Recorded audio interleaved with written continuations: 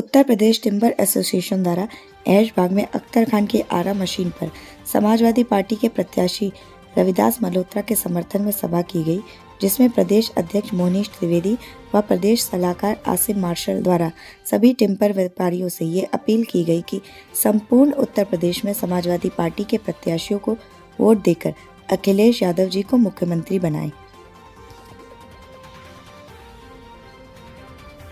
21 को समाजवादी पार्टी को समर्थन देने का काम किया था। हम लोग अखिलेश यादव जी के यहाँ भाजपा सरकार के खिलाफ हम लोगों ने धरना दिया था, क्योंकि इस भाजपा सरकार ने 2017 में शपथ लेने के बाद सबसे पहले आरा मशीन व्यापारियों को, जो 950 आरा मशीन व्यापारी प्लाईवुड, विनियर, पार्टिकल बोर्ड, इनको उजाड़ने का काम किया था। उसी पे हम लोगों ने जो समर्थन समाजवादी पार्टी को दिया था, उसी के तहत हम लोगों ने आज मध्य विधानसभा के जो प्रत्याशी हैं रविदास मल्होत्रा जी, उनको आज यहाँ पे बुलाया था। वो यहाँ पे आए थे और वो यहाँ पे वादा करके गए हैं कि इस भाजपा सरकार ने जिन टिम्बर व्यापारियों को उजाड़ा था, सरकार आने पर उनको पुनः बताया जाएगा, उनको पुनः उनका व्यापार वापस किया जाएगा। लखनऊ में उत्तर प्रदेश टिम्बर एसोसिएशन 2 दर्जन से ज़्यादा धरने दे चुका है। हम लोग दिल्ली के जंतर मंतर में गए, वहाँ पे मन के दर्द के नाम से हम लोगों ने माननीय प्रधानमंत्री से भी आग्रह किया कि जो टिम्बर व्यापारी जिनके पास 1978 में जो वन विभाग नियमावली बनी थी, वन विभाग की स्थापना 1978 में हुई थी, और जो टिम्बर व्यापार था वो पुश्तैनी था, हम लोगों के बाबा दादा के ज़माने का था।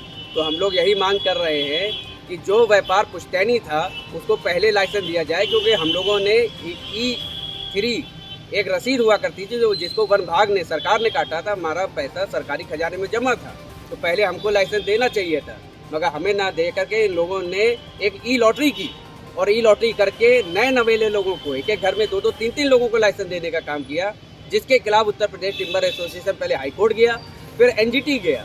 NGT में हम लोग 1 साल तक केस लड़े।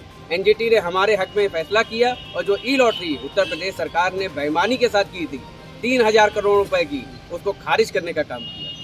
तो आपकी ये मांगे हैं और ये सब आप चाहते हैं कि भविष्य में जो भी आने वाले उसको लेकर के अभी रविदास जी आए थे, उन्होंने भी हम लोगों को आश्वासन दिया है, वादा किया है, और उन्होंने कहा है कि सरकार बनने के बाद जो भी वैध आरा मशीनें चल सकती हैं उनको चलाने का काम ये समाजवादी पार्टी की सरकार और रविदास जी करवाएंगे। इस सरकार ने जब ये बनी थी 2017 में, तो ये जुमलों वाली सरकार थी, जिसने कहीं ना कहीं आम पब्लिक को जुमले देके, प्रलोभन देके, अच्छे दिन के सपने दिखा के भ्रमित किया हुआ था। 2014 में एक सरकार बनी थी, नींद नहीं खुली थी, नोटबंदी आ गई, फिर पब्लिक जान रही थी कि कुछ नया होने वाला है, फिर काला धन आ रहा था, 15 लाख खाते में आने वाले थे। इसके अलावा बहुत प्रलोभन थे जो एक आम आदमी को सपने दिखाए गए थे। उसी प्रलोभन के मारे केंद्र में भी सरकार बनी, और उसके बाद 2017 में उत्तर प्रदेश में सरकार बनी। लेकिन वो सरकार का बनने का दिन है, आज 5 साल है, खून के आंसू व्यापारी ने रोए। चाहे वो बनने के बाद ये सिर्फ टिम्बर ही नहीं, हर चीज़ पे इन्होंने अटैक किया है। सबसे पहला अटैक इन्होंने खान पान में किया, एक समाज के खान पान पे इन्होंने अटैक कर दिया। दूसरा अटैक इन्होंने टिम्बर के व्यापार पे कर दिया। एक्चुअली क्या है, ये सरकार केवल बांटने की राजनीति करती है। कहीं ना कहीं ये भ्रमित थे, इनको लग रहा था कि एक वर्ग विशेष का ही केवल टिम्बर का काम होगा, एक वर्ग विशेष करता होगा, ये अधिकारियों ने कहीं समझा दिया था। लेकिन जब इन्होंने इसको उजाड़ा तब इनको पता चला ये तो गले की हड्डी बन गई, क्योंकि इसमें 80% व्यापारी केवल सर समाज का था, 20% व्यापारी वो एक खास समाज का था। लेकिन इन्हीं ने जब उजाड़ने का काम किया तो सारे व्यापारियों को नुकसान हुआ। और खाली मैं ये कह रहा हूँ कि टिम्बर व्यापारी नहीं, या आरा मशीन व्यापारी नहीं, कोई व्यापारी हो इस समय, दवा का व्यापारी जो काला बाजारी कर रहा था वो तो भले खुश होगा, लेकिन कोई भी व्यापारी ऐसा नहीं है जो इस समय अपना व्यापार बचा रखा हो। और मैं फिर बता देना चाहता हूँ कि सरकार की मंशा छोटे व्यापार को ख़त्म करने की है, मध्यम व्यापार को ख़त्म करने की है।